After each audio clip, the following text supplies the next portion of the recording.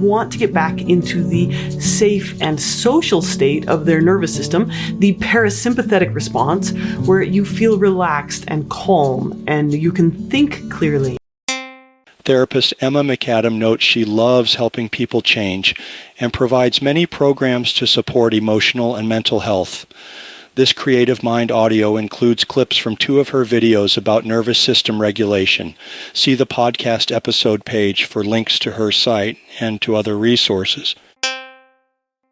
Let's talk about nervous system regulation real quick. So a healthy nervous system is going to get aroused. It's going to get excited and alerted when there's an assignment to do, when there's a trigger, when there's a stressful event that you need to take care of, when there's some way that you need to perform.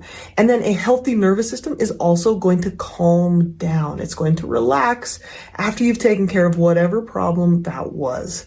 Now, an unhealthy nervous system, when your nervous system is dysregulated, often gets stuck in the on mode. It gets stuck in the go, go, go mode. You're super busy at work. You're always working. You have a hard time relaxing, or you feel anxious or hypervigilant all the time. And then later, instead of relaxing, you just crash, and then you get stuck in the off mode. And getting stuck in the off mode might look like, being depressed, having a hard time getting out of bed, having a hard time getting motivated, having a hard time feeling any energy or excitement about anything. So that's nervous system dysregulation.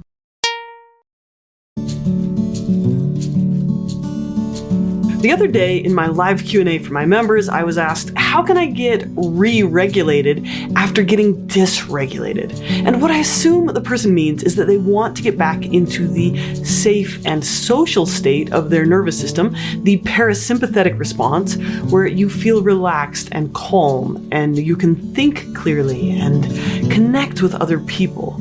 I'm also going to assume that you already know a little bit about the nervous system, that you understand the fight, flight, freeze response and about the shutdown response.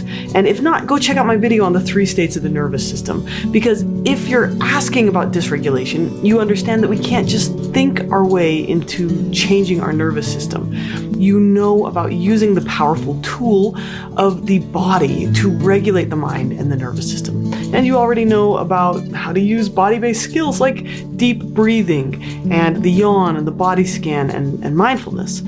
And if you don't, you should take my free grounding skills course. So right now, just take a really slow breath. Make a big yawn.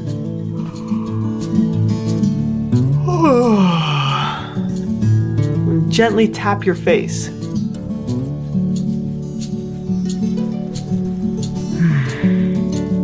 These are the basic skills to regulating your nervous system. I'm also going to assume that you know about the skills to slow things down, that you've already tried writing about it, that you've tried going for a walk or exercising, and you've tried talking with a safe and understanding person. So I'm going to assume that the person who asked this question has already tried all of these things and that it's not working. Now, these skills work the majority of the time, but not always. So let's talk about what to do when these skills aren't working. I love doing this work. I love troubleshooting together with my clients to figure out what are these obstacles that are getting in the way of mental health. So there are at least 3 reasons why you might be having a hard time regulating your nervous system despite your best efforts. So let's explore them and their antidotes.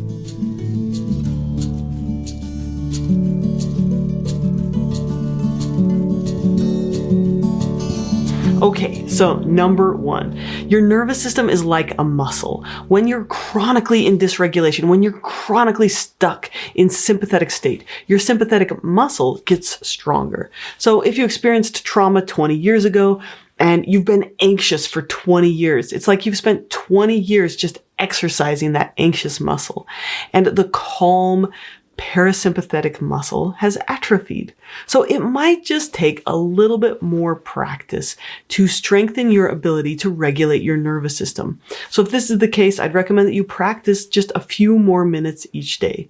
So if you go from being in the parasympathetic state for 1% of each day to 2% of each day, that's progress. I would say just set a goal to practice these skills for 10 minutes a day if you can handle that.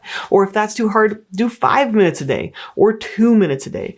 A few other things you can do to help, exercise that parasympathetic muscle is to use something like the Insight Timer app. And that's going to give you these random prompts to soothe yourself, to practice, to exercise that muscle. You could also use a habit tracker like my free download or an app like Habit. When it feels disheartening to learn that trauma changes the brain, don't forget that healing changes the brain too.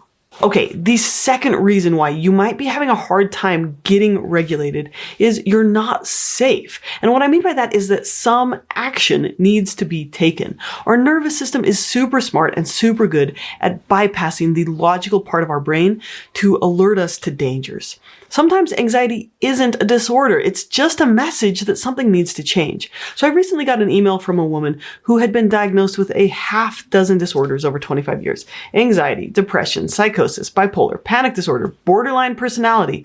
And when she finally left her abusive husband, most of these symptoms went away. The problem was not a mental disorder. It was a situation that needed changing. Sometimes action needs to be taken, and your body is going to keep sending that message until you get it. So, are you stuck in the fight, flight, freeze response because you never say no to assignments at work? Because you believe you're worthless? Because you feel like you have to please everyone else and keep them all happy? That it's your job to regulate other people? Are you stuck in the fight, flight, freeze response because you're staying in a toxic relationship and you need to set boundaries? Emotions aren't just like bad things that happen to us. They're meant to motivate us to take action.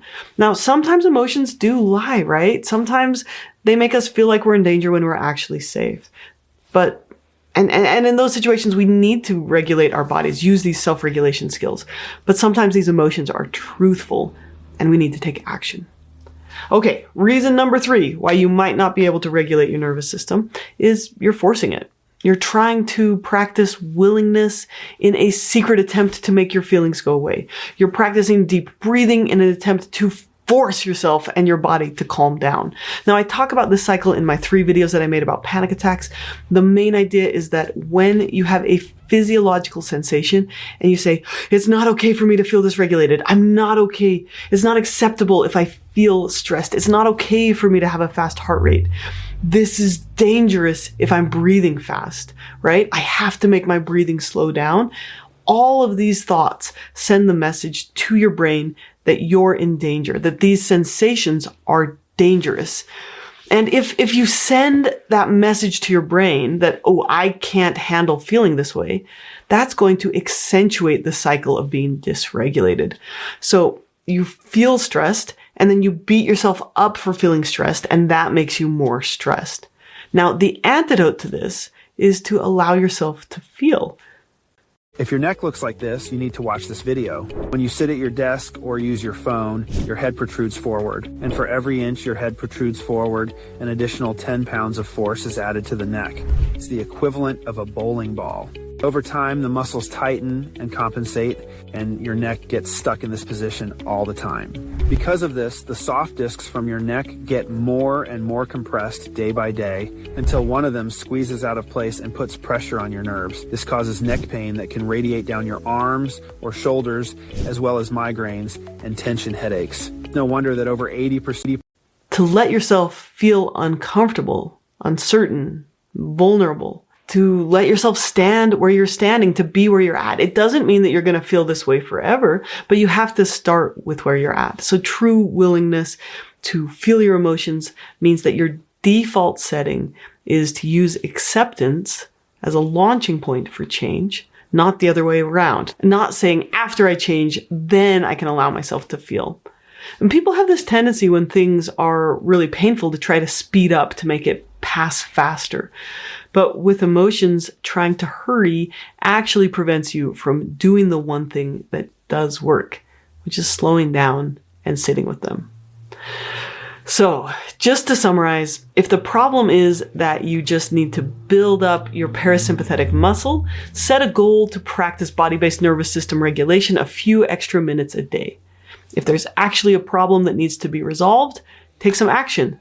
And if you're forcing it, it's time to give yourself just a ton of compassion around being dysregulated. Slow down and create some space for you to feel what you feel without trying to force it to go away.